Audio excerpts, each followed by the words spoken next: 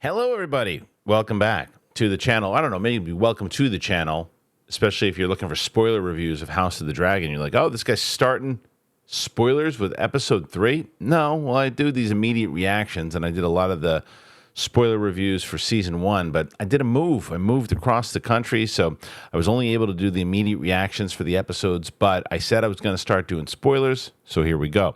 I'm really enjoying this season. I like it a lot. I think it's the lead up to the big war. And I think that the little political conversations that they have and the character building is what a lot of shows are missing out of these days. I know some people think that this is slow. I think it is absolutely tactical. I think it has been just wonderful. I loved this episode. I saw some people saying, I didn't mind 1 and 2, but this one just really bored me to tears. I think this one is going to add so many layers to what's happening, and that ending scene of this episode, holy moly. I really dug this episode a lot, and I'm loving this series thus far. So where do we start? What happened? What went down in this episode? Well, even in the beginning of it, where you see this start, and it wants to show you that everybody's picking sides here. The peace is gone.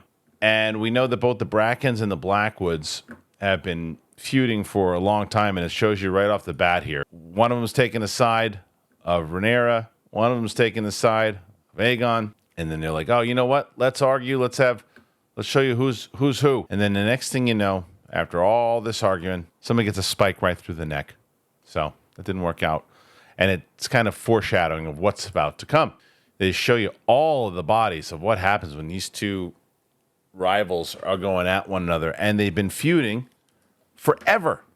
So again, foreshadowing of not only what's about to come in Westeros, but this internal battle and this feud. And they even say it at one time in this when Daemon's asking the question after he raids the castle. He's like, well, what started this whole thing? He's like, who knows?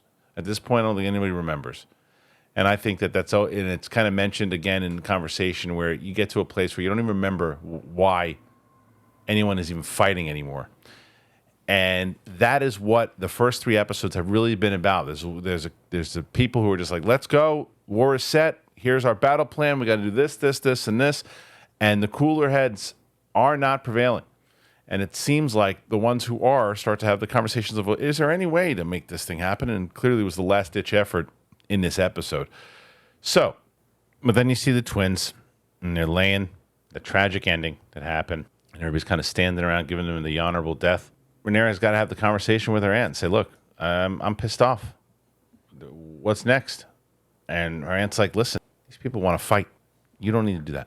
You need to find Alicent and make this shit come to an end.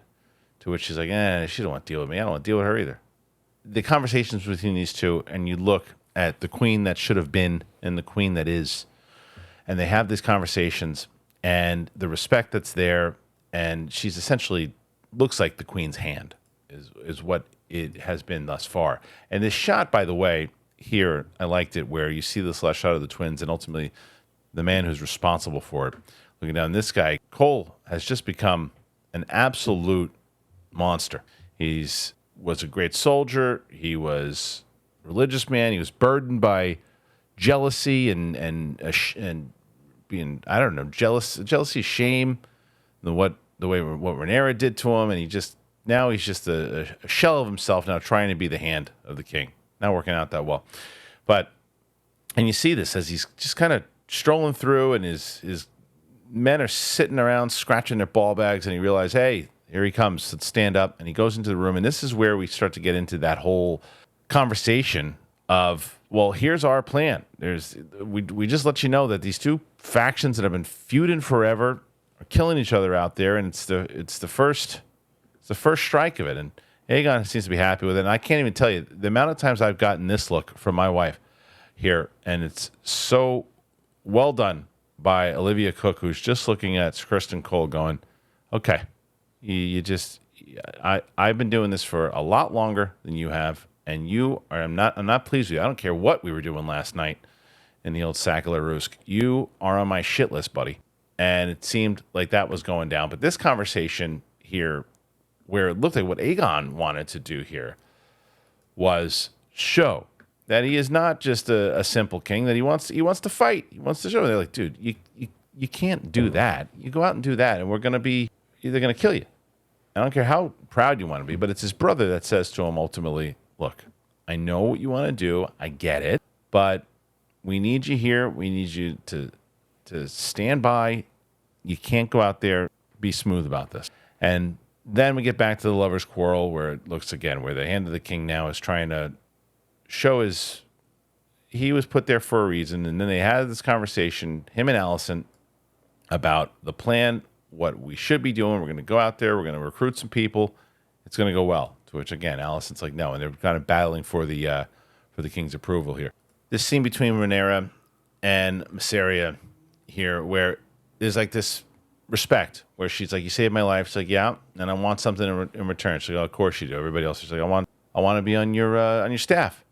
She's like, I thought you didn't want to be here. She's like, no, you show me you're true, and they become buddies, and that ultimately ends to, leads to the end. And then we get to that next scene here, which is where Rhaena and Rhaenyra meet, and she just keeps feeling like she's just not respected. And she said, listen, I need you to go with these kids. I'm going to move them along. You go. Do your thing. And that's going to lead to us in this big, huge scene later on. But we switch to Daemon, and we get to Daemon going to this castle just looking for some shit. I mean, this guy's looking for some shit. And when that dragon was coming in, and the point of view from the dragon and looking at the dragon with the castle and seeing it land, and he's just like, okay, we think we're going to get some just chaos here. As I said, Daemon's just looking to get some fights in there. Well, doesn't happen. He gets there, and when he's there, he ultimately just shows up, and there's just people are waiting for him. He's like, I'm taking it over. They're like, yeah, we kind of figured that. Have some soup. And then inside this conversation with Daemon and Sansa, otherwise known as Sir Simon Strong, and he's got his grandkids there, and so he's got all this stuff. He's having a conversation with them, and he already says that as this back and forth with Strong and Daemon is occurring, it starts kind of, working him, saying, hey, listen, I got to ask you a question here. I'm going to interrogate you. Tell me about Lord Larys Strong. Tell me about it. And Simon already says, come on, give me a break. Larys is a creep. Killed his brother and his father. And we know that actually did happen because we saw it in that season. So it looks like this guy's legit. And he said, because even when Daemon's like, hey, you going to poison me with peas? He's like, come on, man. I already told you, you're safe here. Cut the shit. So as Daemon's trying to, recruit an army now for Team Black, we get back to King's Landing. And Kristian, again, goes out and he's ready to go on his adventure. And this time, Alicent's like, hey, by the way, here's my brother. And he's going to join you. I don't even remember him having a brother, but I guess that's true. He does have a brother. She does have a brother. And she says, here, you're taking it with us. And the brother's already like pretty arrogant and saying, hey, last I know, my father had this job and you took it from him. Real nice, dick face. And then we get back into the lovers' quarrel side of it, and they're still into one another, but they're still playing each other's game and playing the political game. And then we get Creepy Eyes Crow ate his whole face. And that's what you get for, killing a kid. So I don't really have much sympathy for that guy, even though the other ones on the wall probably process elimination got screwed. But this is the scene to me that really summarizes what this is all about. It's like, and I think that there's even, Rhaena even says it at one point. She's like, you just get these people, they're just there to look for war. They're just there looking for some shit. They're looking for the excuses to do it. At one point, they try to tell Rhaenyra to take a vacation. We'll handle it. And she does not put up with that. We have that cut the shit. She knows what she's doing. And I really like this scene, by the way, with Rhaena and Corlys, because they have this like war is coming conversation. And we've been with these two since the beginning. We've seen all the struggles that they've had. And I just feel like it's going to go bad for them. I don't want it to, but I feel like it's going to. But this is like the one pure couple I feel right now. But they have this conversation. It's all coming down to it. Rhaena pretty much agrees. She takes off. She leaves to help out. And so we get to our dragon scene a little later on. I like the dynamic. Once again, as I'm saying all of this, it's that this is what the character building and this is what the politics side of it and what the stakes build to. When you get to this episode, in episode 3, that by the time some of these people start getting picked off or whatever happens to them, or whatever conclusion their story is, I'm invested enough in it in each time for the lead up to, okay, well, we know this person, they were all together at one point. This family civil war breaks out, and now they're all going in these different directions, trying to accomplish different things. The next scene is, pretty where you get this conversation between Helena and Allison. And Helena just doesn't want to grieve and says that the reason why is because, all this stuff that was happening to the commoners and the shit that went down with them. And Allison's telling her she has the right to grieve. She lost a kid. And it's a pretty touching conversation between the two of them and a little bit more of an understanding of who Helena is. Now, flip to this scene when you got Aegon now, with not only with everything that he's, I guess, inherited from Aegon the Conqueror, he now is trying to put in his armor. And you've got who we've talked about. Larys Strong shows up now and does what he does. He's like the little finger of this series, and he's just basically letting him know, no, what everyone else is telling you is true. Don't go off there trying to fight. We need you. And here's the stuff that I'm hearing about. And he basically convinces Aegon to stick around, get hammered, and go try to get some kid laid. And that's ultimately what happens. So these two Jagoffs are watching from the side, and they have to take the boot. They leave. And Aegon is the one who's just kind of constantly staring at himself in the mirror, wondering, this is all BS. I know that I'm tough. I know I can ride a dragon. I know all this, but is my sister really the real queen? I feel like that's the truth, but I'm not going to show you that. Pissed off. Lost a son. Lost this. Because what I like about him is that, and I've said this before. I said this in my, I think, I don't know if it was my immediate reaction or the, or just on one of the podcasts. I like what they're doing with him. I like how he is not, because you automatically could think that he is like a Joffrey, just a complete lunatic, killing everybody. That's not who he is. He's arrogant. He is, he's definitely challenged and disturbed about a lot of different things. And when he gets hammered, he's even more of a douche. But he wants to do the right thing.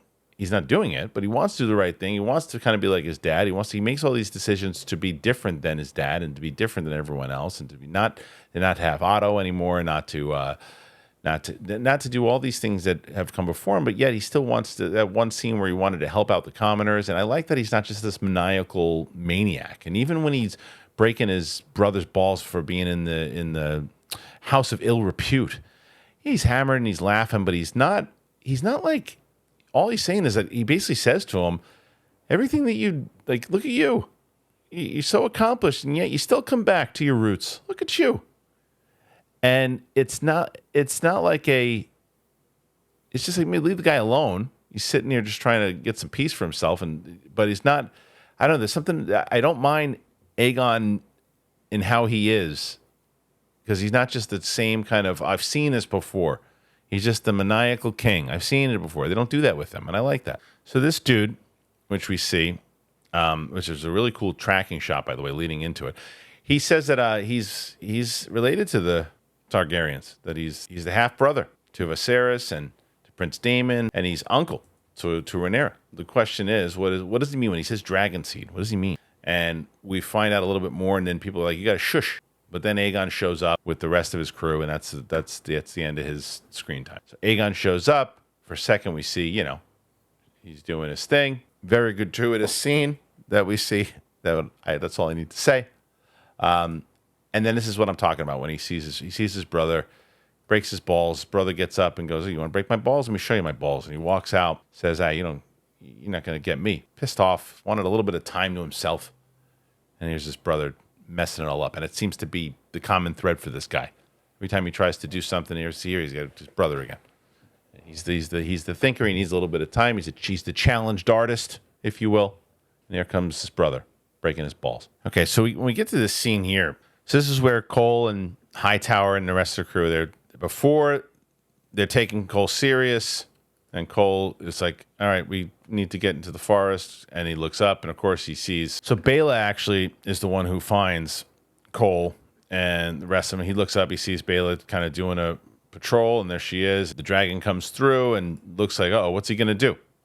Chases him through. And I don't know if she would have set him on fire or not, but they release themselves into the forest. They're protected. She flies off. And that's when they say, listen, Kristen Cole, they're mounting an attack. This is going down. I saw it happen with my own eyes. So what are you going to do? And then again, now the council's like, are you seeing what we're trying to tell you? Put together an army. We got to figure this out. We got to attack. We got to go to war now. To which she says, I have heard everything you're saying, and I'll take it into consideration.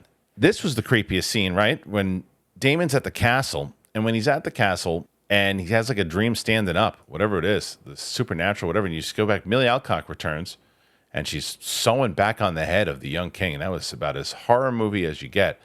But it just shows what's going on at this castle, this creepiness, and Daemon's just going through some shit. But when we get back to Rhaenyra, and she has this conversation again where it's like, hey, what do I do with Alicent? Do you know? And Mysera basically says, well, what do you want to do? She's like, well, I want to talk to her.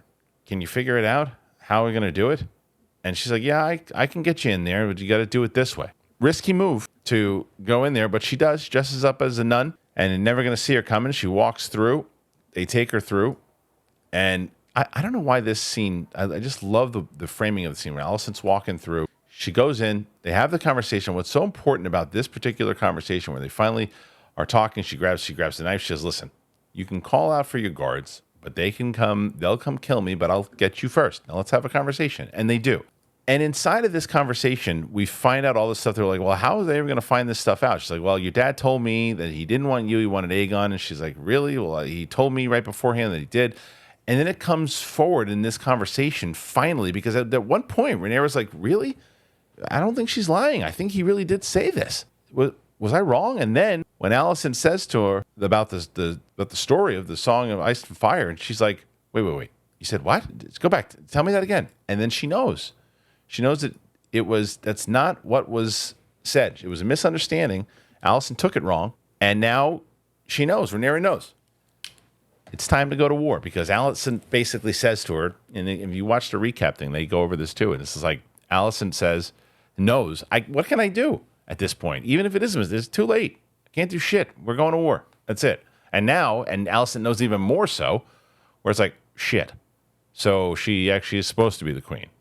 So I messed up, and everybody's too far down this road now. I got to go, and I'll let you go because you are the rightful queen. I won't say anything, but please get home safely. And look, there could be the argument made of like, why in the world would the queen take this risk to go to Queen's Landing from the second anybody recognizes her at all? It's over. You're dead. The war's over. And how that nobody else stopped her and said, where's the queen? Sure, I get it. In the same way that I think that in the Game of Thrones series where the dragons could just fly from here to there in 2 seconds, like, oh yeah, or people taking boats within like 2 hours time and all that. I guess sometimes you got to suspend disbelief. But this one, I liked the risk behind it. And I said, okay, her and Alicent, we're not. How many more scenes are we going to get between the two of them? And there's so many great performances. Olivia Cook, Emma Darcy is just, I didn't know anything about Emma Darcy before this. And my goodness, Emma Darcy is one of my favorites. In the way, this performance, it's everything that Emma Darcy is doing with creating who Rhaenyra is. And I believe the transition from Millie Alcock to Emma Darcy, I never questioned it. I think that they each played the character differently, but still in a way that I believe that it's the same person. And the experiences and everything that this character has gone through, and now learning how to actually be the rightful queen in a time of chaos, I think Emma Darcy is just nailing it. Of course, Matt Smith as Daemon, I want to see him kind of be put back into play a little bit more, but it seems like everybody's unraveling in the best way possible. But I loved what I saw in this episode. I really did.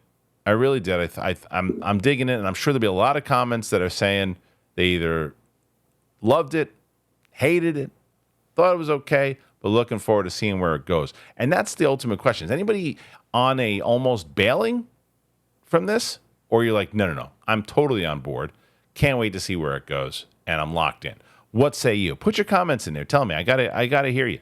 I gotta hear your thoughts, because I like what's happening here. All right. As always, If you're brand new to the channel, you've never been here before, subscribe. Not only do the spoiler reviews, do the media reactions, I do movie reviews, TV reviews, full-on podcast interviews. I just had on, if you're a Stranger Things fan, I just had on Jamie Campbell Bower, who of course played Vecna in season 4 of Stranger Things. So go on over there and check that out if you haven't seen it. But that's it, man. That's my spoiler review. Thanks for joining me here today, and we'll see you later. Bye-bye.